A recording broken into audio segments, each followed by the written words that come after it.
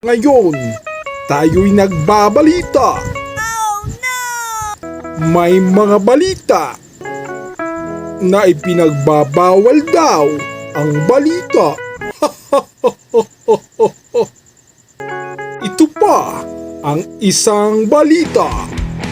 Karumal-dumal. Natapakan ng isang lalaki kaya karumal-dumal ang bantun-pantut na niya. Ngayon, ang isa pang balita ay pumasok lang. Ipinaliwanag ni Kapanot. Ito ay matutunghayan dahil sa kanyang kahusayan.